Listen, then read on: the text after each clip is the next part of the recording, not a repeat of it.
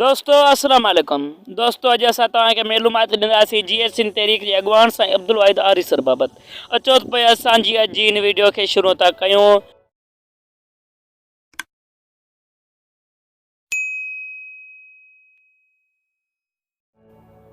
साईं अब्दुल वाहिद आरी सर अदब, सियासत, ॿोली, शाइरी ऐं तारीख़ खे सम्झंदड़ ऐं उन ते लिखंदड़ सिंध जो निरालो सियासतदान हो।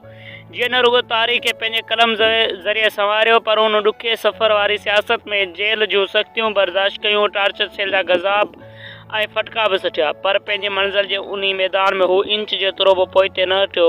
हू सिंधी क़ौम लाइ साईं GM सैद जीअं छपर छाऊं हो। हू लार उतर थर जो आशिक़ बि हो। सिंध उन जे रत सत में ईअं समायल हुई जीअं कीअं थरीले जे मन में पंहिंजो भॻवानु। हू सदाईं फ़क़ीरी वेस में पियो हलंदो हो। उन कॾहिं बि शाही बंगलनि खे तरजीह कान ॾिनी। अॼु बि नूराबाद जो हू कचो घर जिते आरी सर साहब जूं कई यादूं समायल आहिनि। साईं अब्दुल वाहिद आरी सर 11 अक्टूबर 1952 ते ॻोठ नूराबाद तेलके उमरकोट में ॼाओ। संदसि वालिद आज़ादो आरी सर पेशे जे लिहाज़ खां हारी हुयो। इब्तिदाई तइलीम उन प्राइमरी स्कूल नूराबाद में हासिल कई। बाद में मदरसे हाशमिया सिजाल में दाख़िल थियो ऐं पोइ 1968 में कॉलेज हैदराबाद मां तइलीम मुकमल करे मौलवी अरबिया जो इम्तिहान पास कयईं, जेको ग्रेजुएशन जो बराबरि हो। आलिम मुस्तफ़ा कासमी पिणु संदसि उस्ताद रहियो। संदसि शादी कैसर सां थी, जीअं मां कैस हिकु नियाणी ॼाई जंहिंजो नालो इंदिरा आहे। ही हैदराबाद जी मेमन महले जी मस्जिद में पेशमाम थी निमाज़ पढ़ाईंदो ऐं माण्हुनि खे दीनी तइलीम ॾियणु शुरू कयईं। 1969 में जमायत तुलबा इस्लाम में शामिल थी वियो ऐं पोइ 18 जून 1972 में साईं GM सैद GS सिंध तहरीक जो बुनियादु विधो त खांसि मुतासिर थींदे हुन में शामिल थी वियो। 1973 में वज़ीर आला मुमताज़ अली भुट्टे जे दौर में संदसि छपियल मज़मून सिंध जो ॾहे सर दहशतगर्दनि जे हज़ूर ते नाले लिखण ते संदसि ख़िलाफ़ गिरफ़्तारी जो वारंट जारी थियण ते उन मस्जिद छॾे कुल वक़्ती सियासत शुरू कई। दिसंबर 1977 में GS सिंध महाज जे तंज़ीमी कमेटी जो मरकज़ी ऑर्गेनाइज़र थियो।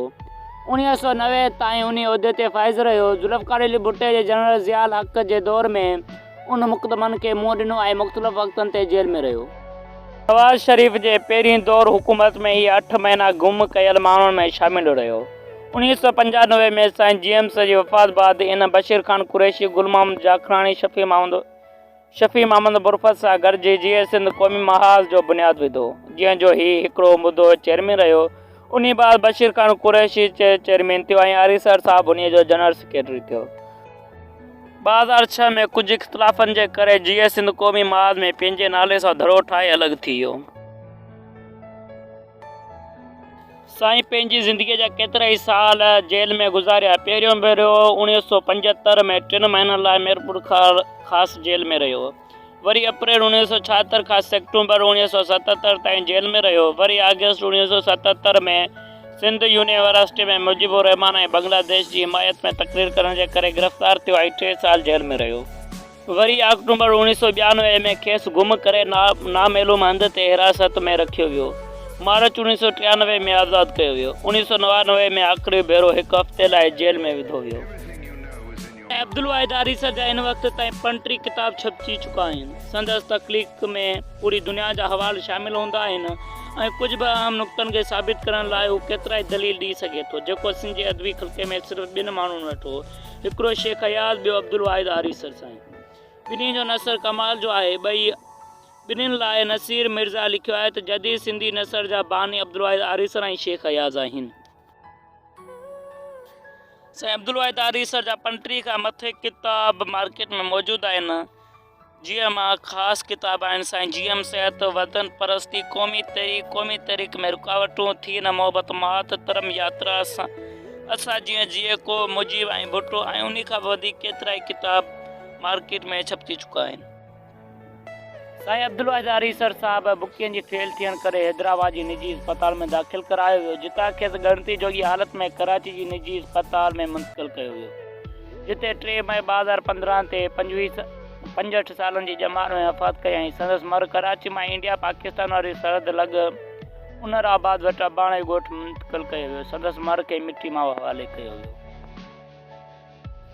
अॼु 3 अप्रैल साईं अब्दुल वाहिद आरी सर जी बरसीअ जो ॾींहुं आहे, असांखे सिंधु देश जे क़ौमी तराने सां भेटा पेश कयूं था। सिंधु देश जी धरती तोते मुंहिंजी माता धरती तोते पंहिंजो सीस निमाया मां मिट्टी माते लाया मां। उमेद त असांजी अॼु जी वीडियो तव्हांखे ज़रूरु पसंदि आई हूंदी। अहिड़ी वधीक वीडियो ॾिसण जे लाइ असांजे यूट्यूब चैनल खे सब्सक्राइब कयो, फेसबुक जे पेज खे फॉलो कयो। महिरबानी। असां मिलंदासीं तव्हां सां अॻी वीडियो में। ॾींदा इजाज़त। ख़ुदा हाफ़िज़।